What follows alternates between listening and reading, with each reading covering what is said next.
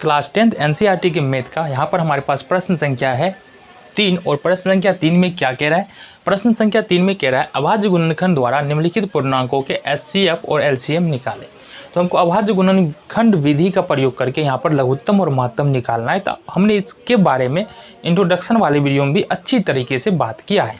तो यहाँ पर हम देख लेते हैं प्रश्न को हम कैसे कर सकते हैं। पहला प्रश्न है हमारे पास, देखो यहाँ से क्या है 12, 15, 21, ये हमारे पास प्रश्न है।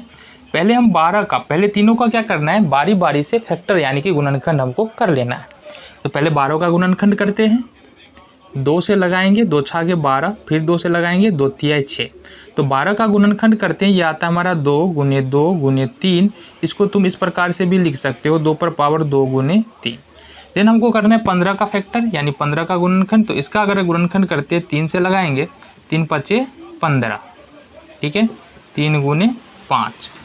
देन हम यहाँ पर देखेंगे 21 का फैक्टर क्या होता है। 21 का अगर फैक्टर करेंगे फिर 3 से लगाएंगे, 3 सत्ते 21, ये हो जाएगा हमारा 3 गुने में 7। ये हमारा तीनों का हमने फैक्टर कर लिया। जैसा कि हमको पता है कि एचसीएफ निकालते हैं तो क्या करते हैं, यहाँ लिखेंगे एचसीएफ ऑफ 12, 15, 21। ये निकालते हैं तो क्या करते हैं, कॉमन फैक्टर देखते हैं, मतलब सब में क्या आ रहा है वही एचसीएफ होगा। देखो 1 3 इसमें आ रहा है, 1 3 इसमें आ रहा है और 1 3 इसमें आ रहा है, मतलब एचसीएफ तो हमारा 3 ही होगा। इसमें तो कोई संशय वाली बात ही नहीं है, ठीक है। तो एचसीएफ 3 होगा। दूसरा एचसीएफ क्यों नहीं हो सकता है, क्योंकि और इस दोनों में देखेंगे तो इस दोनों में कोई दूसरे नंबर्स है ही नहीं। 5 है जो इसमें नहीं है, 7 है जो ना इसमें है ना इसमें है। तो एचसीएफ क्या होता है, कॉमन फैक्टर होता है। तो कॉमन फैक्टर तो सब में कितना है, 3 ही है। फिर यहाँ पर एलसीएम देखते हैं, एलसीएम ऑफ 12, 15, 21। अब इस एलसीएम की अगर बात करें तो इसमें टोटल नंबर क्या क्या आ रहे हैं, एक बार हम यहाँ से बात कर लेते हैं। देखो इसमें देखेंगे तो 2 आ रहा है, 3 भी आ रहा है, इसमें 3 आ रहा है और 5 भी आ रहा है, और इसमें 7 आ रहा है तो 7 लिखते हैं। तो ये टोटल नंबर है। कोई 1 बार आ रहा है, कोई 2 बार रिपीट होके आ रहा है, कोई 3 बार आ रहा है गुणनखंड के रूप में। अब करना क्या है, जो ये हमने नंबर्स लिखा है ये सब में आ रहा है, तीनों का हमने लिखा है। तो अब देखना है कि हाईएस्ट पावर क्या है, इसका हाईएस्ट पावर क्या है तीनों में। तो तीनों में अगर देखेंगे 2 का हाईएस्ट पावर कितना है, 2 है, गुना कर लेंगे। 3 का हाईएस्ट पावर देखेंगे तीनों में तो कितना है, 3 का हाईएस्ट पावर 1 बार 3 है तो 3 लिखेंगे। फिर हम 5 का हाईएस्ट पावर देखेंगे कितना है, तो 5 का हाईएस्ट पावर यहाँ पर 5 ही है, 1 बार 5 है। और फिर देखेंगे 7 का हाईएस्ट पावर कितना है, 1 बार 7 है।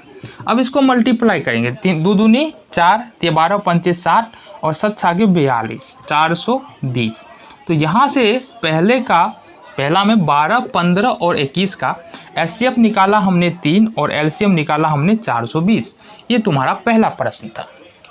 देन दूसरे नंबर के प्रश्न को देख लेते हैं। यहाँ पर ये हमारा दूसरे नंबर का प्रश्न हो जाएगा। तो जो दूसरा नंबर का प्रश्न है हमारा ये है 17, 23, 29। 17, 23 और 29 ये हमारा यहाँ पर प्रश्न है।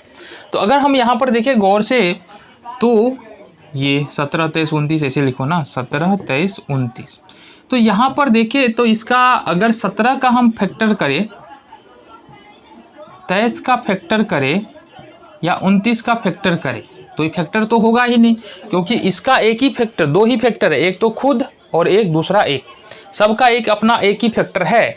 इसलिए ऐसे संख्याओं का हम अगर मान लो महत्तम निकालते हैं जिसमें कोई उभयनिष्ठ गुणनखंड नहीं है, मतलब कोई भी कॉमन फैक्टर नहीं आ रहा है, तो ऐसे संख्याओं का जो एचसीएफ होता है वो होता है तुम्हारा 1, ठीक है। इसमें कोई भी उभयनिष्ठ गुणनखंड नहीं है, इसलिए इसका एचसीएफ कितना हो जाएगा, 1 हो जाएगा।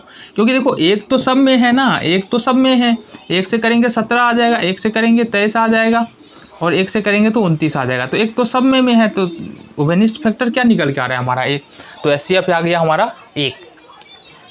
एलसीएम की बात करेंगे, ऐसे नंबर्स का जो एलसीएम होता है वो होता है इसका मल्टीप्लिकेशन, यानी कि इस तीनों का अगर हम एलसीएम निकाल रहे हैं तो यहाँ पर क्या कर देंगे, 17 गुने 23 गुने 29 ये हम यहाँ पर कर देंगे, और जब यहाँ से हम इसका मल्टीप्लिकेशन करेंगे तो आ जाएगा 11,339, ये अपना आंसर हो जाएगा।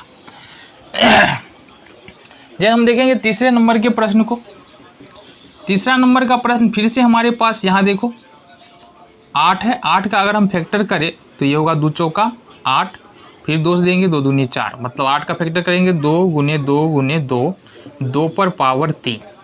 देन दूसरे का देखते हैं, 9 का फैक्टर करेंगे तो ये आता है 3 गुने 3, ये हो गया हमारा 3 पर पावर 2। इसी तरह से अगर मान लो हम फैक्टर कर ले किसका, 25 का, 25 का, तो 25 का फैक्टर करेंगे तो ये आ जाएगा 5 गुने 5, मतलब 5 पर पावर 2। तो अगर हम तुमसे बात करें यहाँ पर कि इसका HCF क्या होगा तो इजीली बता पाओगे।